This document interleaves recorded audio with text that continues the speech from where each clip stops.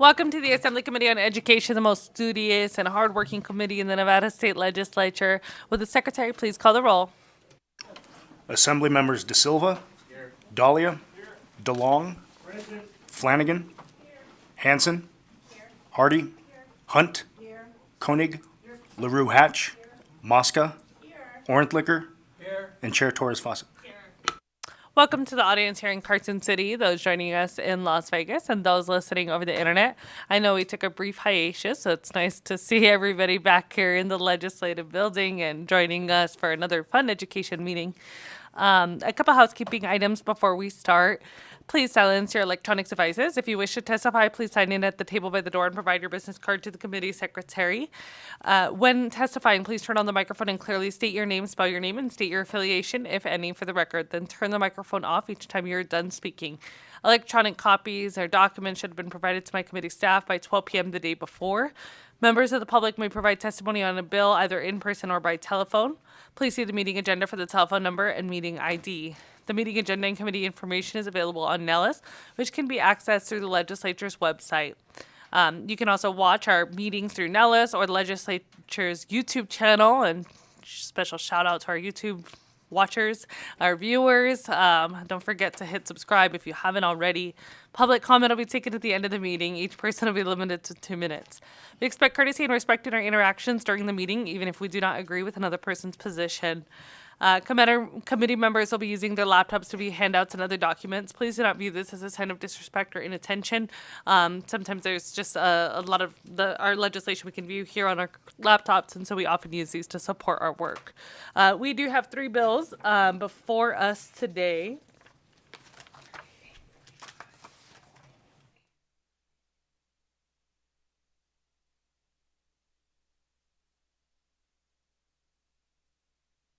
And so at this time, I'll go ahead and open up the hearing on SB 38, which is sponsored by the Committee on Education on behalf of the Division of Emergency Management of the Office of the Military.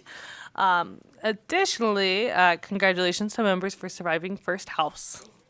And congrats, we're now in second house. It'll go quick from here. Please begin when you're ready. Good afternoon. I am Sharon Luce, SHARON LUCE, Deputy Administrator for the Nevada Division of Emergency Management. Chair Torres Fawcett and members of the committee, thank you for the opportunity to present testimony in support of Senate Bill 38 and the proposed amendments to the Nevada revised statutes concerning the dissemination of school emergency operation plans, or school plans, or EOPs as I'll refer to it. On behalf of the State of Nevada Emergency Manager, Chief Brett Compton, I am here to emphasize the critical need for these statutory changes to enhance emergency preparedness, coordination, and response efforts within our schools and communities. Current Nevada law mandates that school districts, charter schools, and private schools develop and submit emergency operations plans to the Division of Emergency Management. However, existing statutes do not allow for the dissemination of these plans to local public safety agencies once submitted. This lack of access significantly hampers emergency preparedness and response by first responders and emergency management personnel at the local level. The proposed amendments seek to align language in NRS 388.259 and NRS 394.1698 to ensure cohesion between public and private school emergency planning statutes.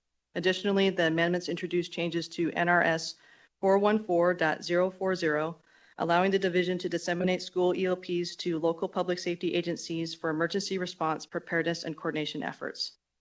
Ensuring timely access to these plans improves situational awareness, expanding the knowledge of school-specific emergency procedures for first responders. Providing public safety agencies with these plans fosters better interagency coordination, reducing confusion and response time during an actual emergency. Law enforcement, fire departments, and emergency medical services personnel can conduct training exercises based on actual school plans, enhancing readiness. This could be particularly critical during incidents such as active shooter events, fires, or natural disasters.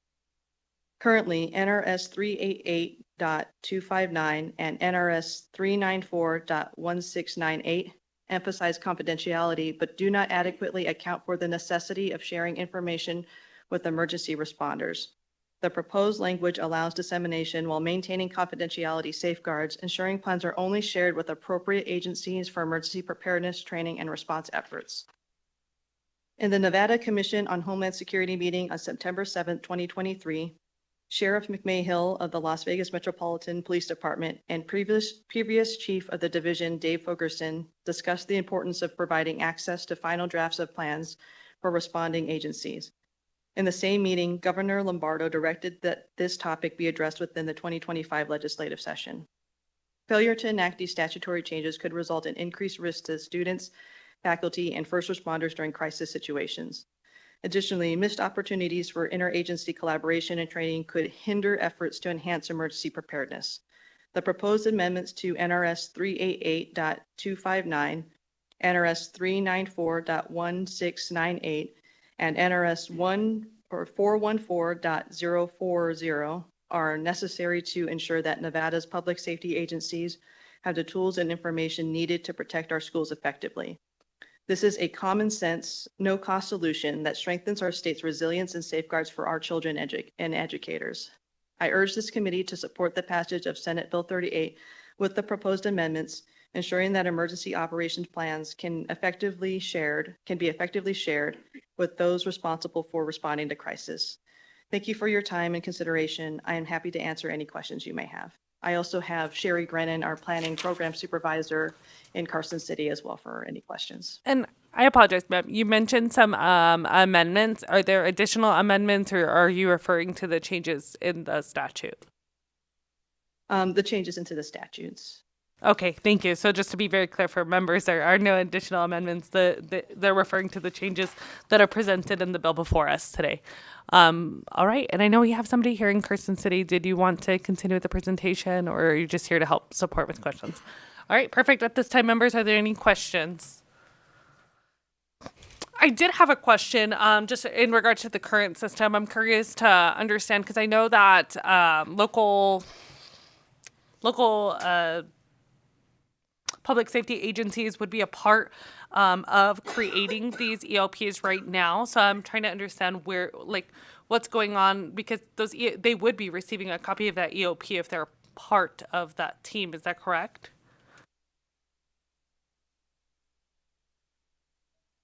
Sherry Grennan. Sorry, Sharon Luce for the, go ahead, Sherry. Sherry Grennan, Nevada Division of Emergency Management, SHARIGRENNAN.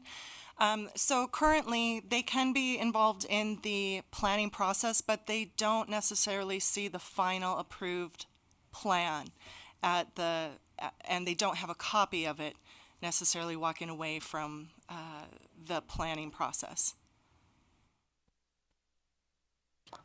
Okay, and so wouldn't it make sense then for it to be shared with those members of that team specifically? I mean, there are certain members that I can see where that might not be necessary, but I'm just wondering, should the members of that team have it? Is that the gap, or is the gap, and which local agencies would then receive it? Because it just says that local public safety agencies. So then would it be within the jurisdiction of the Department of Emergency Management to just determine who gets it?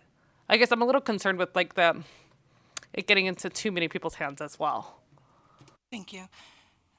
Sharon, did you want to go first? Yes, I'll go ahead. Sharon Luce for the record. So when emergency operations plans are being developed, it isn't always the case that these various entities with the schools collaborate completely with law enforcement or fire or emergency medical services. Law enforcement, fire, medical could be subject matter experts that contribute to the development of the plan, but they may not be fully in the full planning process from top to bottom. Once a final plan is completed, it gets submitted to us as the Division of Emergency Management, and that's where the gap happens. We're not able to share with law enforcement, fire department, emergency medical services upon their request, and we would be ensuring that they are a public official, that they're requesting this plan for training and exercise purposes, planning purposes, or even response purposes. in an incident. But yeah, those partners aren't always a part of the full planning process. They may be contributors for components of it. They may not be able to have access to even the draft document as it's being drafted. Some entities within schools may draft the plan themselves. They may also have contractors that assist with the drafting of the plan, and they pull in the subject matter experts from public safety as needed.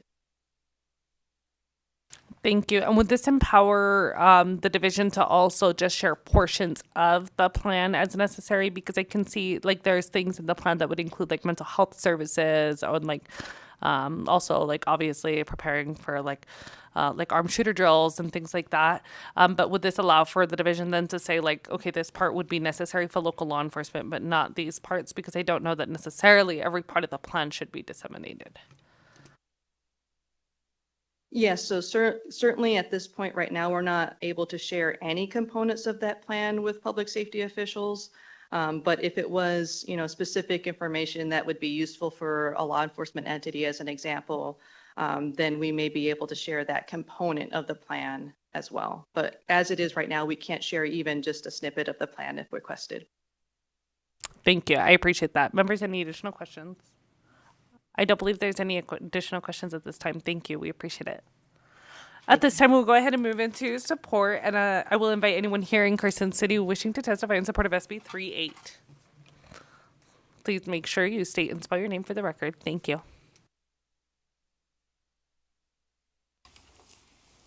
My name is Susan Keema. I am a Keema. I am the Executive Director for the Nevada Association of School Superintendents, and we are in support of SB 38.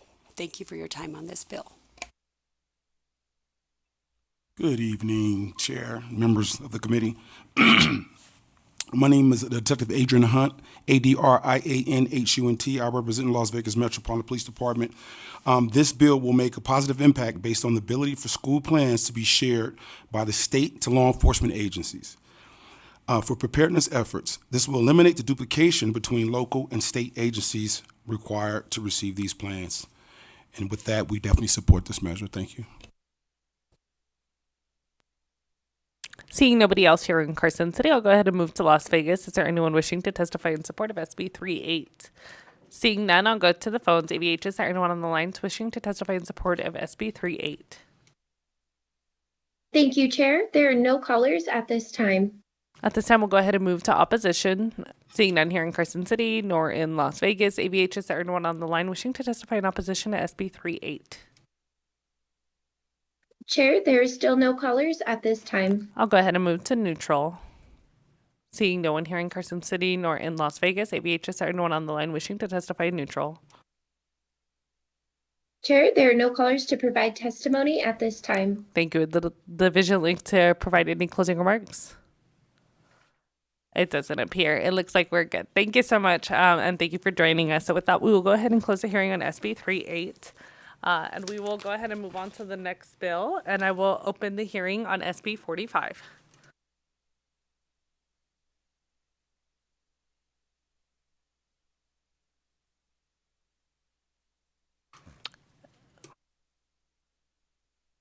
I see we have our presenter down in Las Vegas. Please begin when you're ready. Don't forget to state and spell your name. Thank you and good afternoon. I'm Anna Reynolds, ANNAREYNOLDS, Director of the Office of Career Readiness, Adult Learning and Education Options from the Nevada Department of Education. For the record, presenting testimony regarding SB 45. SB 45 is a relatively short bill which has two components. The first component is an adjustment to the current funding formula. Nevada law currently calculates funding allocations for career and technical education based on the number of students enrolled in programs of career and technical education.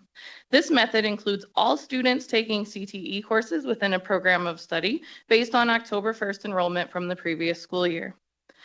The current formula for allocating funds under NRS 388.395 relies on the proportion of students enrolled in career and technical education or CTE programs at any level.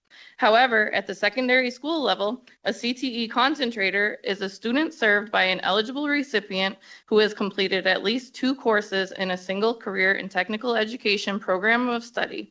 This is a federal definition from Perkins 5 legislation. This method does not fully reflect the value or cost of offering advanced CTE courses, which are critical for preparing students for high-demand careers. Specifically, advanced CTE courses, such as those offering industry-recognized credentials, dual credit courses, and work-based learning, require significant resources to administer and are more expensive to offer. However, the current funding model does not adequately address these increased costs and therefore does not promote depth in a course of study. The goal of CTE funding is to provide support to CTE programs as opposed to funding single courses. Students may take a level 1 course to satisfy a diploma requirement, but it's possible that they are not participating in a CTE program of study. It's only known upon enrollment in a level 2 course if a student is truly taking a CTE program of study, given that level 2 is needed for a student to be considered a CTE concentrator. To better support CTE programs, SB 45 revises this calculation for funding allocations by basing the allocation on the number of students enrolled in advanced courses. Enrollment counts used for allocation are based on the prior school year. This calculation would begin with the enrollment counts from the 2025-2026 school year, resulting in funding changes for FY27. For this proposed legislation, advanced courses are level 2 courses and above. This means that students in level 1 courses would no longer be included in the enrollment count for generating the allocation.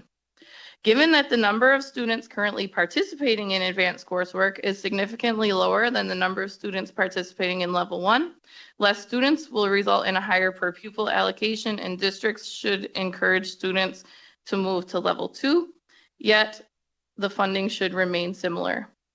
The opportunities provided in advanced courses, such as work-based learning, industry-recognized credentials, and dual credit, are more expensive than the learning experience provided in level 1, so funding should be based on the courses where the student cost is greater. By basing allocations on advanced course enrollment, the bill better supports the costs associated with these high-value programs, ensuring more equitable funding and access to these essential career pathways. Districts will also have more incentive to encourage students to participate in advanced coursework and become concentrators in a CTE program of study instead of having students just take a single course. The second component of SB 45 is related to duplicative work-based learning reporting. Nevada law currently requires that a report is provided on or before January 15th of each odd-numbered year to the state board and legislature regarding work-based learning data. The same data going forward will now be required with our annual federal reporting beginning in January 2026. Perkins Indicator 5S3 program quality participated in work-based learning will result in federal reporting of work-based learning data beginning with program year 2024-2025 per the Nevada Perkins 5 state plan adopted on July 1st, 2024. Data is federally reported annually by January 31st of each year for the prior school year. While this data was not previously reported, it will be required beginning with the 24-25 school year, resulting in duplicate reporting. The data will be disaggregated according to federal guidelines based on gender, race, ethnicity, special populations, and career cluster. The original text of SB 45 intended to eliminate this reporting requirement as this becomes duplicative reporting beginning with the 2024-2025 program year. However, the current text of the bill, after a prior amendment, proposes instead that we provide the same information to the state board and legislature that is federally required, which will also resolve the issue of generating duplicative reports. The data will also be publicly available on the Perkins Collaborative Resource Network Data Explorer website from the U.S. Department of Education once the data is approved annually by the U.S. Department of Education. Thank you, and I am available for any questions that you may have on SB 45 at this time. Thank you, members. I know I have a couple questions, so I'll go first to Assemblymember Lewer Hatch. Thank you so much, Chair, and thank you for presenting today. So my question is on the change to advanced courses, and you mentioned that this wouldn't impact funding, and so I just want to clarify, the total fund, the total money will stay the same, but there might be perhaps a different allocation to individual schools and districts. Is that a correct understanding of this change? That is correct. The funding will be the total that is allocated by the legislature. It's just the formula that is changing for how we allocate it to districts. Thank you so much, Chair, for the follow-up. So just to clarify then, do you have any data on how this would impact individual schools or districts? Do you know how many are currently offering these advanced courses and which ones may end up getting more funding and which ones may end up getting less? We have generated, Anna Reynolds for the record, apologies. We have generated samples of what allocations would look like based on level 2 and above versus what they're currently based on now, which include all of the students. And we would be able to provide that information through appropriate channels to show you the data so you could look at it. Thank you. If you could please make sure you send that to the committee staff. And then a quick follow-up to that series of questions. Would it be limited to specific programs for CTE, or does every CTE participant, are they eligible to receive this funding? Anna Reynolds for the record. This is our state CTE allocation, which is the match to our Perkins funding. So it would still be the same programs that would be eligible. That wouldn't be changing. We're only changing the formula so that the allocation is based on students taking advanced coursework, as students that are taking a level 1 course are not actually participating in a CTE program. They're only taking one course. And the goal of the funds is to support programs. Thank you. I appreciate that. Assemblymember Mosca. Thank you, Chair. And my question is along similar to the two questions that were asked before. Just want to make sure it's for the record. So if I understand what you're saying, we don't think it's going to impact negatively the level 1 students, that they won't then be excited to continue into those coursework. You don't think it will impact that? Anna Reynolds for the record. The goal is to encourage students to take level 2 so that districts, instead of having students just take one course, we'd like to see them move on further and take level 2, take advanced studies and other advanced coursework options. So by adjusting the funding allocation, it'll hopefully encourage more participation in that respect. Additionally, it does not prohibit districts from spending the money on the level 1 course, as that's part of the CTE program. However, it's just changing the calculation based on the number of students in higher level classes. Thank you. Yeah, thank you so much for that. I just want to make sure that it's not taking away from level 1, then maybe there's less resources that you wouldn't want to move on to level 2. So I appreciate that it's an option in there now. Thank you. Thank you. Members, any additional questions? I don't believe there are any additional questions at this time. Thank you so much for your presentation. At this time, I'll go ahead and invite anyone wishing to testify in support to SB 45. Please begin when you're ready. Madam Chair, members of the committee, my name is Susan Keema, Keema, Nevada Association of Schools Superintendents Executive Director, and we are in support of SB 45. Thank you. Good afternoon, Madam Chair and members of the committee. For the record, Trevor Parrish with the Vegas Chamber, Parrish. The Vegas Chamber is in support of SB 45 because of the importance that CTE and dual enrollment have in a student's academic achievement. SB 45's revision of funding allocations will help give a more in-depth view of the needs of these programs and will help support the programs that help prepare our students for the workforce. The Chamber thanks the bill sponsor for bringing this forward, and we thank the committee for your time and consideration of this measure. Thank you.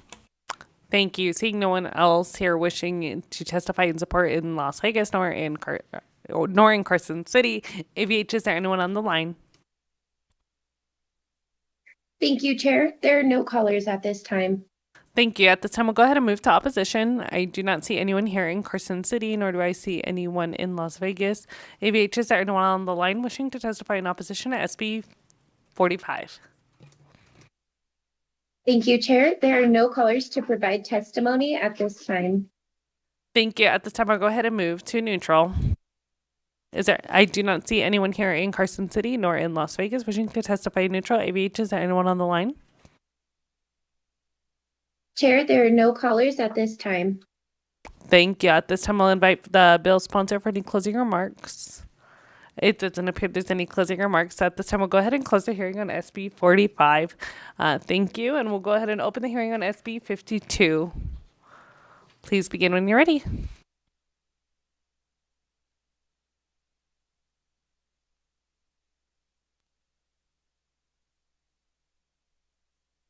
Good afternoon, Chair Torres Fawcett and Committee. My name is Christy Hines Coates. I am the Director of the Office of Student and School Supports in the Nevada Department of Education. With me is my colleague, Sarah Russell. She is the lead for Title III and English learners in our office.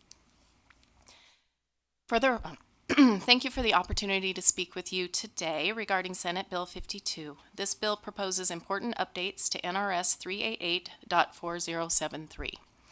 SB 52 introduces updates to NRS 388.4073 in three key areas. The first area expands data reporting for English learners and aligns to already required reporting data. Currently, NRS 388.4073 only requires districts to report the number of students identified as English learners. The proposed revision requires school districts to report both the number and percentage of students identified as English learners, including long-term English learners, newcomers, and those participating in specialized programs. This revision aligns with the annual reporting requirements for the Annual Report of Accountability for English Learners that is already established under NRS 385A.280, which already requires LEAs to provide data in the number and percentage of English learners. The second area is to provide an updated definition of long-term English learners. Senate Bill 52 proposes a revision to the current definition of the long-term English learner under NRS 388.4073. Previously, a long-term English learner was defined as a student who had been classified as an English learner and had lived in the United States for at least 6 consecutive years. SB 52 updates this definition to more accurately reflect a student's educational experience by identifying a long-term English learner as a student who has been classified as an English learner for more than 6 consecutive years from the time of initial identification. This revision brings Nevada's definition into alignment with national norms and is supported by research indicating that it typically takes English learners 4 to 7 years to acquire the academic language proficiency necessary for success in school. The third area is the revision to the good cause exemptions to grade 3 retention that is required and goes into effect July 1st, 2028. SB 52 maintains the requirement for students to demonstrate reading proficiency before advancing to grade 4, but modifies the good cause exemption criteria. Under the revision, students may qualify for promotion by demonstrating mastery of grade 3 standards rather than needing to exceed them. In conclusion, SB 52 takes important steps towards refining existing policies related to English learners, good cause exemptions, and grade 3 retention and data reporting. The suggested revisions aim to enhance clarity and refine data collection consistency, ensure appropriate support for English learners, and provide a more equitable process for grade retention decisions with good cause exemptions. I appreciate the committee's time and consideration and welcome the opportunity for further discussion. Thank you. Members, any questions? Assemblymember DeLong. Thank you, Chair. Thank you for the presentation. Just in Section 3, Subsection 2, I'm just curious, why are you having such a long lead time for the act to become effective? It says July 1 of 2028. I believe that's referring to the Read by Grade 3. Is that correct? In the South, we have Mandy Latham, who is over Read by Grade 3, and she can answer your question.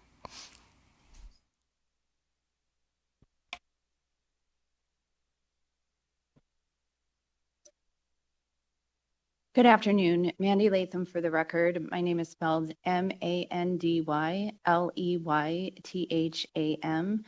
I am an education programs professional for Read by Grade 3 with the Nevada Department of Education. So my understanding is that the reason why there's a long lead time for student retention is to allow time for the planning of good cause exemptions, also the planning for instruction.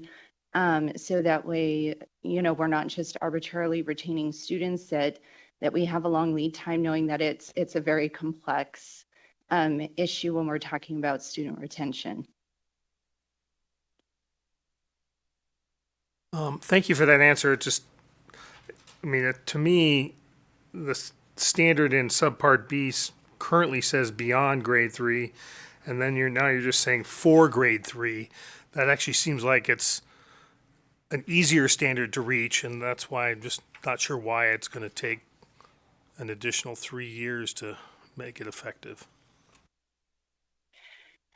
Mandy Latham for the record. So there's a couple of components, such as the state board.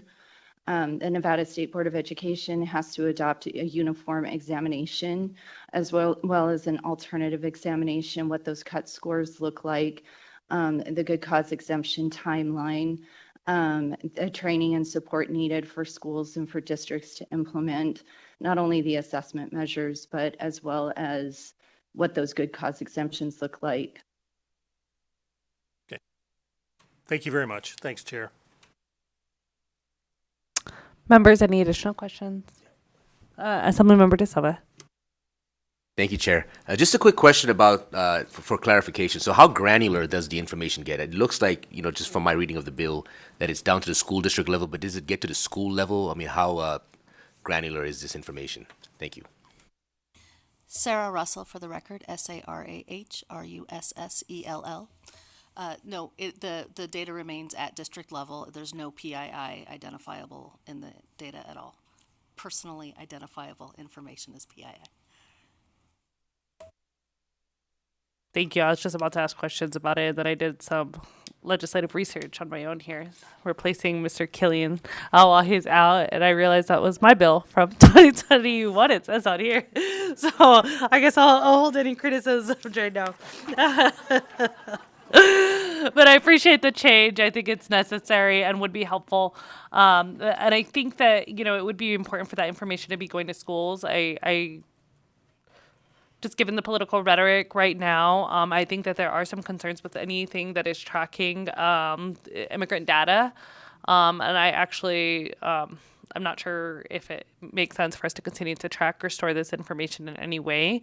I do have concerns that this could be somehow collected or used in a way that could harm students. So that's a conversation that we can continue offline. But I actually have concerns as I look at this legislation right now. And funny enough, I got an email from my school staff earlier today that had to do with the collection of just this information. So I think that there's likely a number of concerns in regards to the collection of this data. Members, any additional questions? Assemblymember Flanagan. Thank you, Madam Chair. Thank you for the presentation. Just a quick question. So if they don't pass the exam at the 3rd grade, other considerations to still be advanced to the 4th grade? And I didn't see it specifically, but can you share some of what you use to determine the privilege of advancing if they don't pass the exam?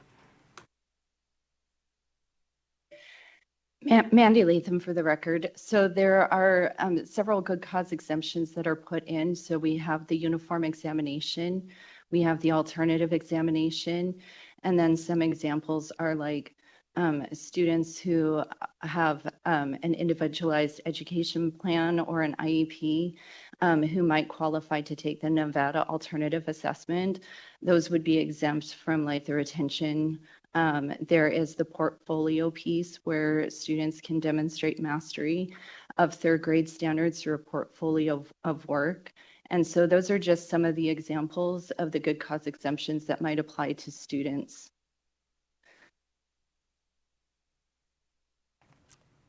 Members, any additional questions? Assemblymember Lewer Hatch. Thank you, Chair. I just wanted to follow up on my colleagues' questions about the retention.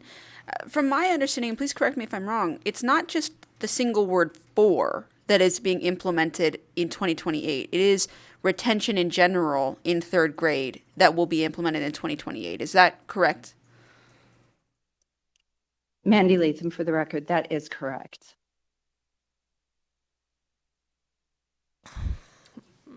Members, are there any additional questions?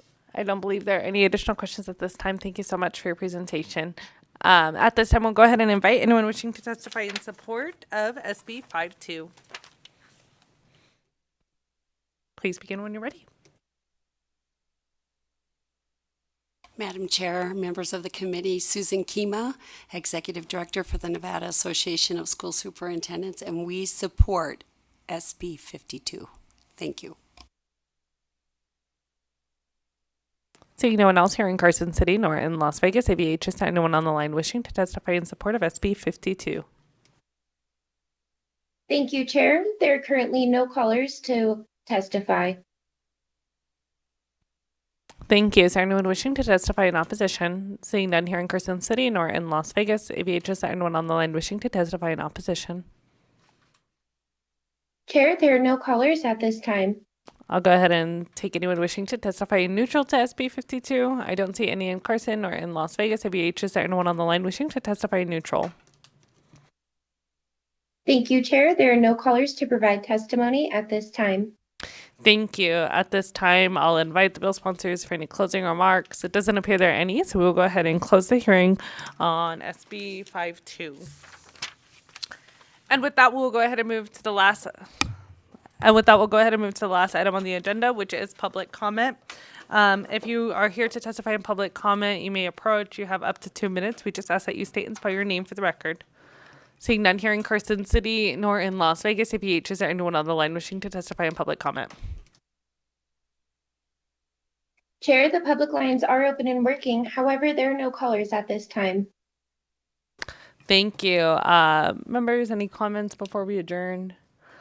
I know that our secretary, Mr. Lindsley, is extremely disappointed that this meeting was only 40 minutes. He was hoping it would go on for 5 hours. Those are his favorite. But with that, the committee will adjourn.